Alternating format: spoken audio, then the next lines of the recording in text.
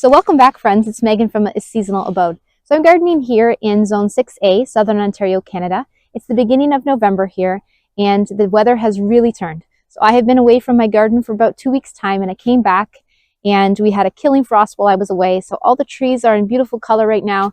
The perennials have put on those beautiful burnt colors for the fall, and the annuals are now dying. So today what I'm going to be doing in my garden is I need to dig up my dahlia tubers. So before I left for vacation, I did label all my dahlia tubers with the name of the variety, and I tied it to the stem because I knew we would be getting a killing frost. So today I'm going to be going in and digging up those tubers and putting them in a crate for the winter. So I'm going to take you along to show you the process on how I overwinter my dahlia tubers. And after that, I'm going to be planting out the garlic, which I was planning on planting in my last video, which I never got around to yet. So today I'm hoping to plant those into a raised bed, so I'm going to take you along for that as well. So I hope you'll enjoy this video and that you'll consider subscribing, friends. Now let's get to the garden.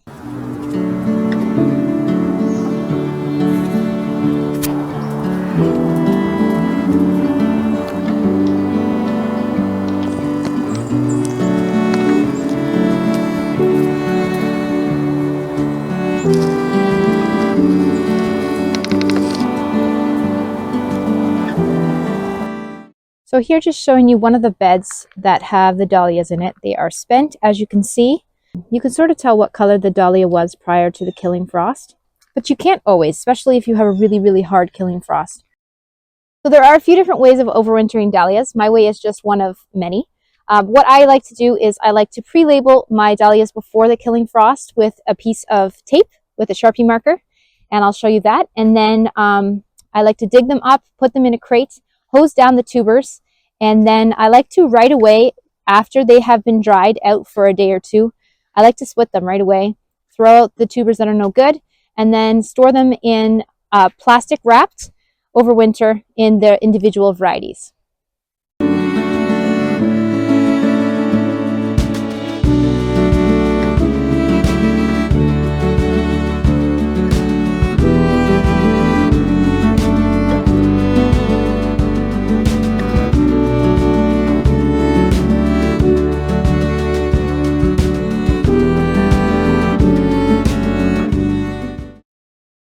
So before the killing frost, I labeled all the plants that I wanted to keep. And I had a lot of one variety. And here's an example of what I'm trying to show you. So I labeled this one for a keeper, and it was the salsa ball variety. However, when I dug up the tuber, it was already rotting. So I knew that I had another plant that I hadn't labeled beside it that I wasn't planning on keeping, but because this one is no good, I will be keeping the other one instead. So it's always a good idea, even if you don't think you're going to keep them, to label them anyways, because once the killing frost does come, it's really, really difficult, pretty much impossible to know what tuber belongs with what variety. The dahlia digging day is always super exciting for the gardener, because in the spring, when you only plant one tuber and you dig them out of the ground, you'll see all the extra tubers that have grown on the plant. This is super exciting, because if they're viable tubers, that means more dahlia plants. So that's super exciting for me because I really like this variety. It was called Pink Pearl. And hopefully, if it overwinters lovely, then I will have more than one plant next year. So I've cut off all the tops of the dahlias and tagged them all, and they're all in a row here. And the next thing I'm going to do, I'm going to hose these guys down to get all the dirt off so I can see how many viable tubers I have on here. So as is normal in gardening, we are always learning new things and adapting, and this year I quickly realized that I had way more tubers than I had last year. So there was no way I was going to be splitting them all in the fall, wrapping them all individually in saran wrap and storing them that way. So this year I chose to go with large Ziploc bags. I'm storing them in clumps after I trimmed off some of the stuff that was damaged, and I'm going to put them in some vermiculite and then store them in my bulb crate here. And then I'm going to take the whole crate down to my root cellar, which does not freeze. Ideally, you'd like to find a room to store your tubers in that is dark and that is between 4 to 12 degrees with 70% humidity. So I'm going to just check them every once in a while throughout the winter to see that they are doing okay. Next year, I think I'm actually going to be storing them dirty in some brown paper bags and just storing them in boxes that way. I just think that will be a lot easier come fall. And then in the spring, I will take them out again, and at that point, I will divide my tubers. So here is an end of the year update on the green giant cedars that we planted together this spring. I think they have put on quite a bit of height actually. And yesterday I got my son to hammer in these T-posts here because I want to brace them for the winter. We have a lot of wind. This is like a wind tunnel here. I call it my prairie, the front yard. And I want to brace the green giant cedars so that they don't break in the wind this winter. So that's the update on those. And then this is where I planted the show-off forsythias that I picked up for I think $3 this fall. Ideally, I like to plant it in threes. So if I ever come across another sale on forsythias, then I will probably put a third one in here. I like that look. And then over here, I was super excited to do a trade with one of my neighbors. I gave him some cut flowers, and then in turn he is provided me with some fresh mulch. So I'm going to be busy with that in the coming weeks and even months, spreading that on my raised beds, on my flower beds, everywhere really, maybe even on the trails in the woods. So I didn't get around to planting the garlic the other day, so I'm going to be doing that this afternoon. And I think I'm going to be planting it over outside of the kitchen garden here. So I thought I should just quickly pop on and explain how I plant garlic. So I actually picked up this garlic from the grocery store. I know usually people buy them from, Lowe's or Home Depot, but I figured I would give it a try. They had a big pack and it was cheap. So I usually buy the hard neck garlic. There's soft neck and hard neck. And you basically take your bulb and you break it open, and there's all these little individual cloves inside.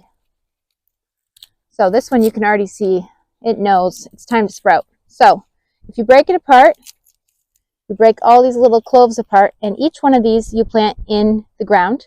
I usually plant them about 2 inches down. And with this pointy side up, this one is sprouting.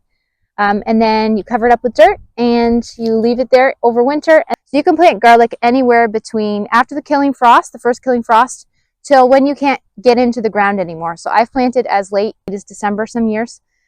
So I'm going to be planting my garlic today.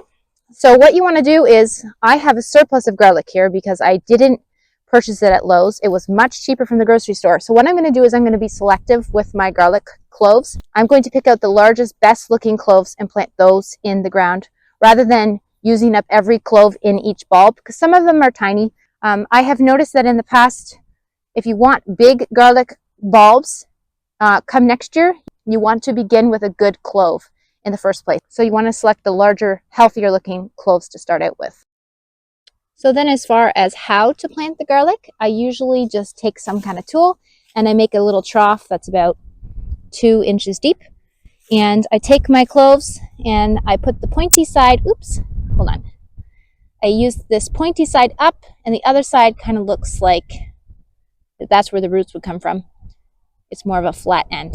So that end, the root side goes down and the pointy side goes up. And then once I'm done my row, I will just cover this all with dirt. It may happen that they will start to sprout this fall still. That's absolutely normal. The first year I noticed that, I was like, oh no, I did something wrong. It's okay, totally normal if your garlic to start growing already in the fall. And then in the spring, it will continue to grow.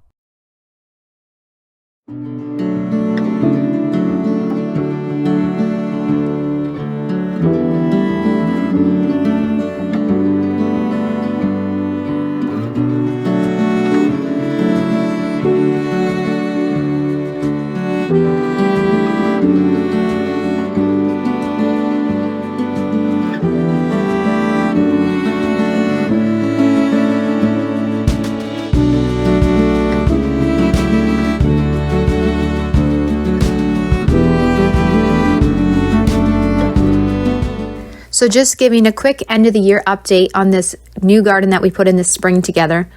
As you can see, we've had a killing frost here. The little lime punch hedge has been established quite well this summer, and we added in the all gold grass.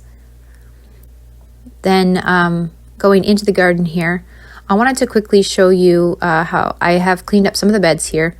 But I have some beds here that still have green flowers in them. And these are cool hardy annuals. So these are annual flowers, but they can handle a little bit cooler temperatures. And some of them will even overwinter. So here I have, in this first bed, I have some feverfew and some bachelor buttons. I also have some snapdragons. I did have some snapdragons overwinter last winter, so I'm going to leave them in. Just the plants that I think are the strong ones, and see how they do over the winter. And yeah, so I'm going to leave these here, and then hopefully come spring that they will already be established, and then I can start harvesting from them already the end of June here in Zone 6. So heading over to the sunrise garden, the end of this season in September, I shared a short in which I expanded this bed here, the sunrise garden. It's the mulch to the right that you can see of the frame here, and we added in those perennials. You can check that video. I'll link that one in the cards. But this is as far as I have got this fall. I do need to add a little bit more mulch here to the edge of the bed here. But I'm happy with this expansion. I will be adding in more plants and perennials come spring. But this is what it looks like heading into the winter. I'm going to like the year-round interest that evergreen is providing. And I'm also happy with this Dusty Miller that I started by seed in January. And I think I'm going to repeat that because I think it's a beautiful contrast with the bright reds in the fall with the silver foliage there. So as always, thanks so much for stopping by, friends, and I'll see you in the next one.